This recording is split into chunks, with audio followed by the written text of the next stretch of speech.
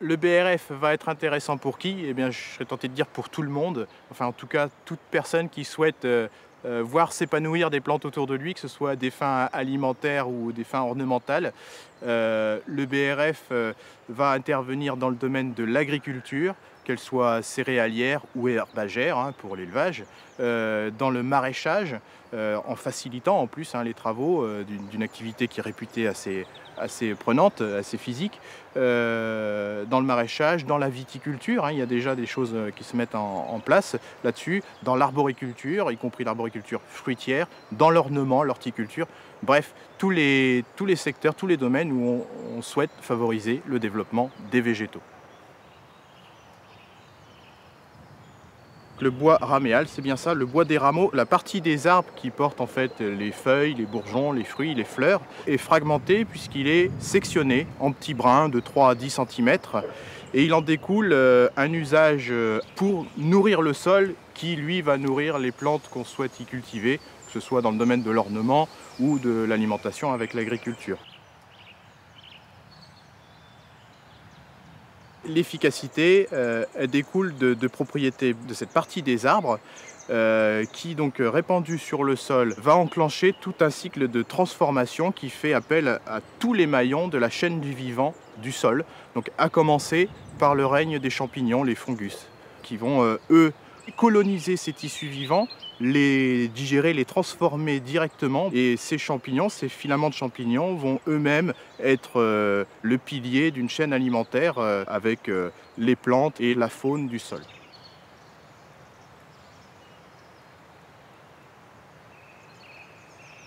Les sols qui ont reçu du BRF, du bois raméal fragmenté, augmentent leur capacité d'infiltration et de rétention d'eau. Ce qui fait que dans les méthodes de culture qui en découlent, eh bien, on est totalement affranchi de besoins d'irrigation, d'apport d'eau.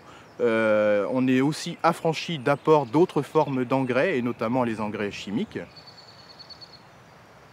On a comme ça des plantes qui développent une parfaite santé, une résistance naturelle aux aléas climatiques, ce qui fait qu'on va aussi vers le fait de pouvoir éviter le recours aux pesticides.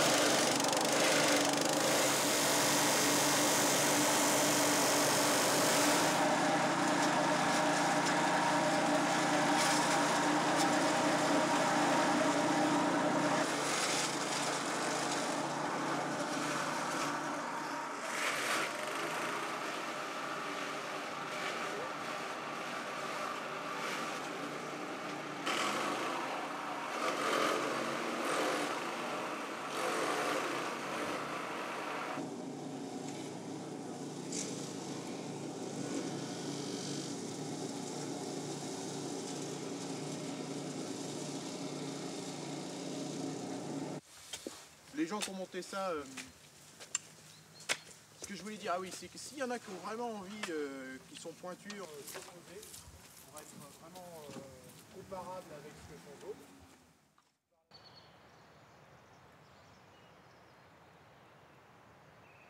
Donc dans la pratique, comment faire? Alors il s'agit à partir de novembre à mars, hein, ça se passe de novembre à mars, pendant le repos végétatif en hiver. On récupère ce qui est appelé déchets de taille, résidus de récolte de bois, tout ce genre de choses. On sélectionne donc de préférence des arbres feuillus et des arbustes. Quand on évoque les quantités nécessaires, notamment dans le contexte agricole pour la mise en application de cette méthode BRF, tout de suite se pose la question de la ressource. Et la ressource, eh bien, ça peut aussi effrayer vu les volumes nécessaires, hein. puisqu'effectivement, un risque de dérive colossal, c'est d'assister au pillage des boisements, de ne plus laisser une miette de bois mort. Et ça, ce serait la pire des choses qui pourrait arriver, puisqu'il y a des écosystèmes qui s'écrouleraient, la fertilité des sols forestiers qui pourrait être véritablement compromise. Je pense dans un premier temps, l'intérêt, il est d'axer vers la récupération. Je le disais, avec tout un tas de partenaires. Alors selon qu'on est dans un contexte urbain, avec la collectivité, avec son voisin, avec les agriculteurs quand on est dans un contexte rural et les forestiers. Donc basé sur la récupération de quelque chose qui n'est pas valorisé ou en tout cas qui est détruit dans le cas des brûlots. Et c'est là, à mon avis, en termes de prévention carbone, il y a quelque chose de très fort et de très efficace à mettre en œuvre. Et puis, bien sûr, un réflexe à développer, que ce soit à l'échelle du jardinier amateur comme de l'agriculteur, eh bien, c'est de déployer ou de redéployer un patrimoine arboré sur son espace, sur son territoire.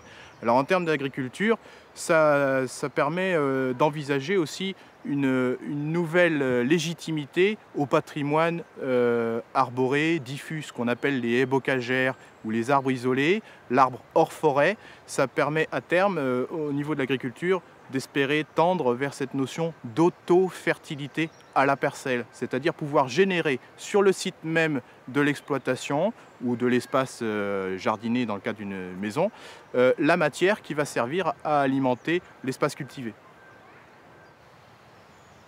Et donc ensuite passer à l'opération de broyage. Alors pour ça, il y a du matériel, ce sont les broyeurs avec différents systèmes de coupe. Le but étant d'avoir donc un matériau fractionné. Il y a une autre dérive assez vite, dont on peut assez vite prendre conscience, c'est qu'effectivement dans l'univers du jardinage amateur en particulier, la méthode est tellement efficace dans les faits et attractive et accessible, simple à mettre en œuvre, on peut assister à une profusion de petits broyeurs individuels. Et donc on va se retrouver avec, dans les déchetteries, d'ici les quelques années à venir, probablement le risque de voir arriver tout un tas de petits broyeurs qui auront fonctionné 10 heures, 15 heures, 20 heures et auront lâché. On peut souhaiter effectivement le développement de cette méthode. On peut être tout à fait favorable à ce que, bien sûr, ça vienne conforter, soutenir, voire créer de l'activité économique. Mais il faudrait davantage que ça passe par le recours mutualisé à des broyeurs performants. C'est-à-dire faire appel à des entreprises qui en possèdent. Donc ça permet, eux, de développer une activité annexe. Je pense aux élagueurs notamment. Ça peut être aussi mutualiser des achats. Un achat de broyeurs à l'échelle d'une association de jardiniers, par exemple. Ça peut être aussi avoir un recours collectif à la location ou une commande donc groupée à un prestataire. Alors ce qu'il faut faire attention, c'est de pouvoir envisager l'apport sur le sol aussitôt que possible. L'apport sur le sol se fait à raison d'1 à 3 cm d'épaisseur. Cet épandage sur le sol va produire, au bout de quelques semaines ou de quelques mois, selon à quel moment on intervient, une invasion, on va observer une invasion de filaments blancs dans le broyat, sur le bois, qui va engainer le bois. C'est des mycorhizes en fait, des tissus de champignons qui se combinent avec le tissu végétal. Et à ce moment-là, on a le choix entre faire un léger travail du sol qui consiste simplement à griffer à la herse, pour lier les 5 et 10 premiers centimètres de sol au matériau. Il y a d'autres pratiques aussi où on fait un apport plus épais, qu'on laisse mûrir plus longtemps. Après ce griffage, on va pouvoir semer, planter toutes sortes de plantes et de légumes, de fleurs.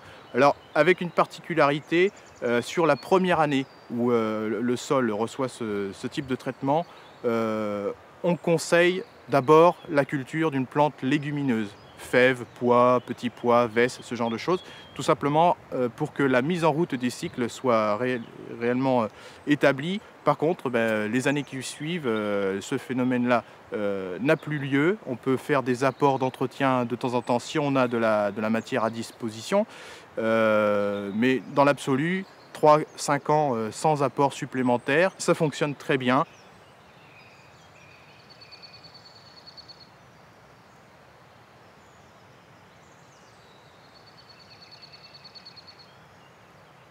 quand on réfléchit, qu'on observe et qu'on s'occupe des questions d'environnement, on ne peut être, si on est sincère, on ne peut être que préoccupé et parfois désespéré.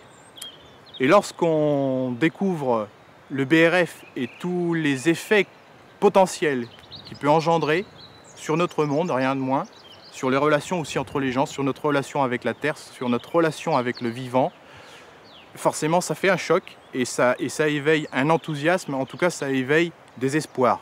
Alors, comme je l'ai dit, il y a des risques de dérive, à nous de savoir les mettre de côté et travailler avec le BRF pour un avenir vertueux.